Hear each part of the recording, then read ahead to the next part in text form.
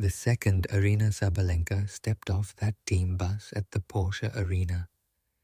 She felt the shift in the air. The world's top-ranked star, sidelined by an injury, had only shown up to support her peers from the stands. Instead, she stood there paralyzed by the sight. Thousands of Filipino fans had completely taken over Stuttgart. This wasn't for Swiatek or Goff. They were there for Alex Eala. Between 30,000 and 45,000 Filipinos had flooded in from across Europe, their flags flying high as chants of Leben Alex shook the German pavement. Every hotel was packed. Local kitchens were suddenly serving up adobo. The city of Stuttgart, famous for its high-end cars and quiet precision, had been flipped overnight into a massive festival of Filipino pride. And when the 20-year-old sensation finally hit the practice court, Sabalenka just stood there stunned. The Eala Effect had officially landed in Stuttgart, and it was more explosive than anything she'd ever witnessed. This means the world. Hello to all my people, cue the roar. The Porsche Tennis Grand Prix is a crown jewel of the WTA Tour. For decades, it belonged to legends like Steffi Graf, Martina Navratilova, Maria Sharapova, and Serena Williams. But on this day, the history books were rewritten by a full-scale Filipino takeover. An estimated 30,000 to 45,000 die-hard fans had descended on Stuttgart days before the first serve. They poured in from Frankfurt's massive expat community. They came from Munich, Berlin, and every corner of Germany, where over 100,000 Filipinos live and work.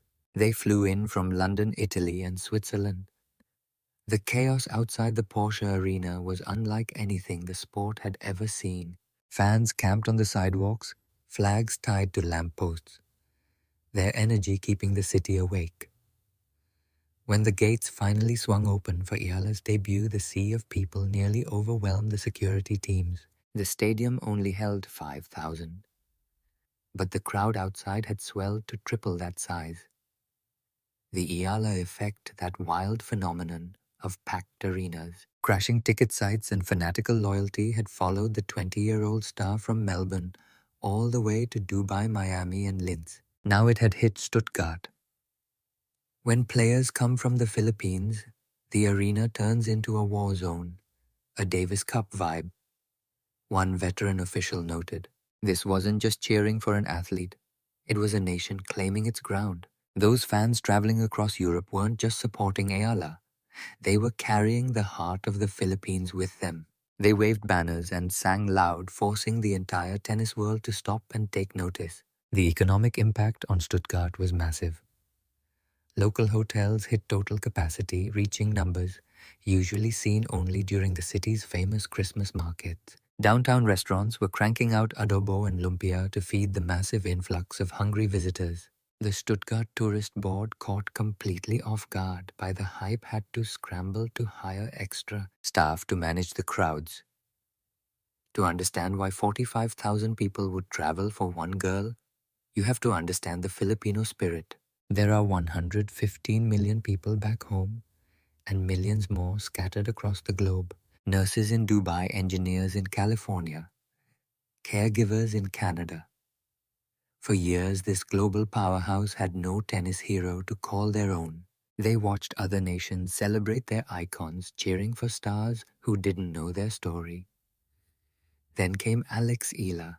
She left home at just 12 years old to grind at the Rafa Nadal Academy in Spain. She traded her childhood and comfort for the chance to chase a dream, climbing from rank 140 to 29 in just 12 months. She toppled 3 Grand Slam champions in a single run and became the first Filipina to shatter the top 50, then the top 30.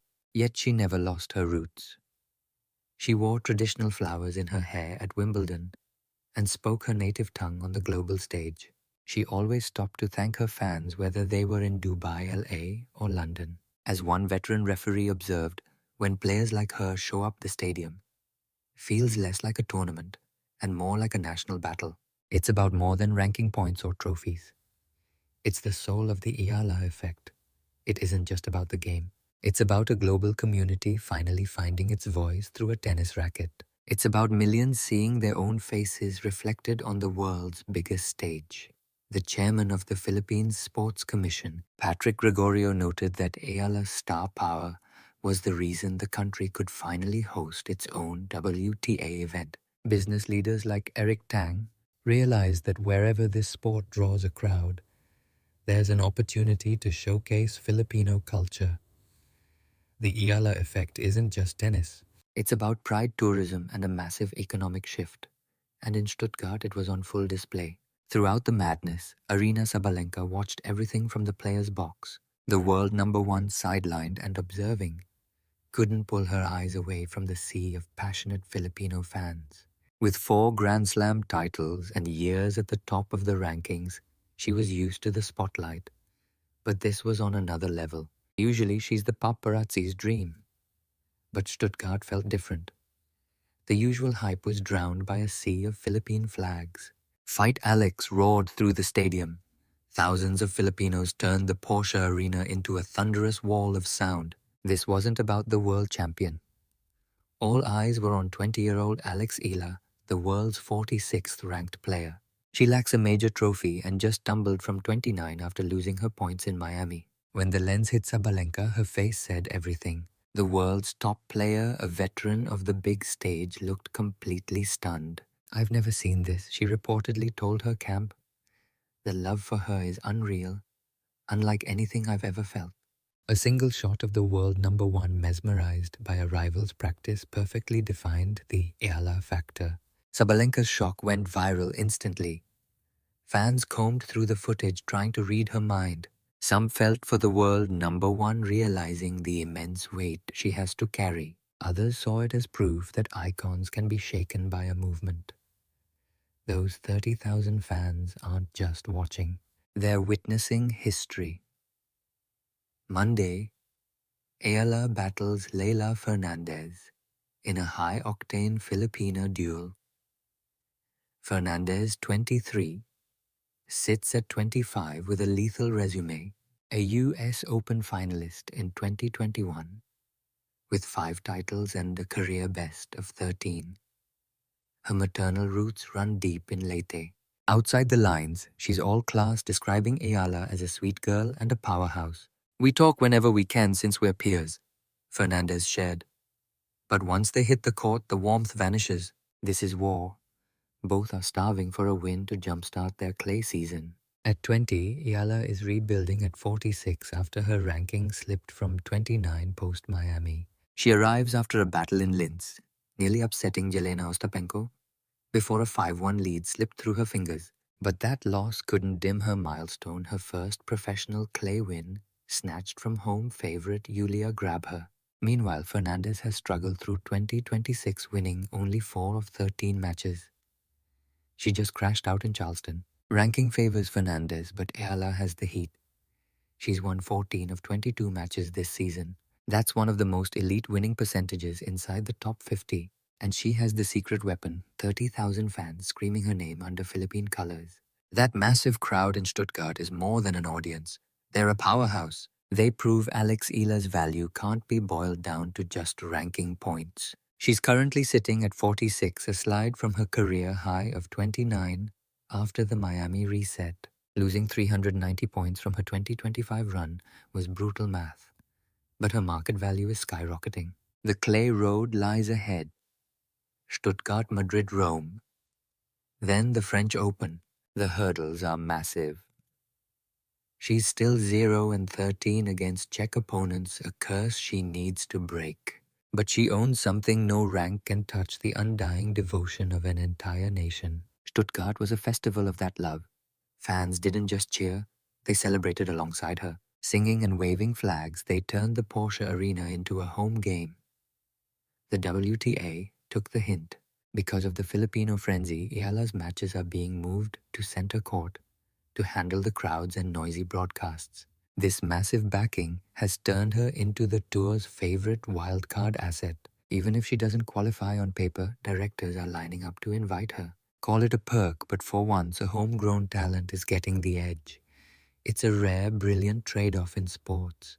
Every time we show up, we buy her another chance to dominate. More play means more points, and cash accelerating her climb back to the top. If this keeps up, the tour must adapt.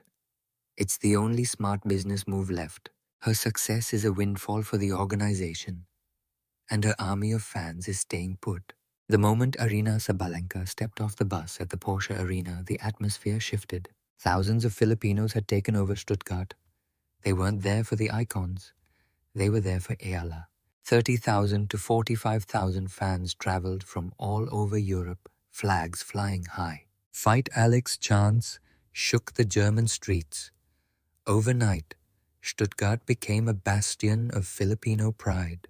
The Eala Effect packed houses, broken ticket sites, and total devotion had officially arrived in Stuttgart. Sabalenka stood stunned. She had never encountered force this overwhelming before. Now Eala enters the fire-meeting world number 25 Leylah Fernandez in a high-stakes, all-heritage clash. Advancing means a second-round collision with 5th seed Jasmine Paolini. This field is stacked with 6 top 10 titans, including world number 2, Elena Rybakina, number 3, Coco Gauff, and number 4, Iga Swiatek. Win or lose, Eala has already triumphed, turning Stuttgart into a massive celebration of Filipino pride. She proved her worth transcends mere ranking points. The Eala Effect is officially a permanent fixture. Can you believe 30,000 fans stormed Stuttgart just to witness the Eala magic? Does she have what it takes to topple Fernandez? Sound off in the comments below. Join Court Legacy for daily WTA insights and the drama beyond the box score at Rally Radar. Every second is match point.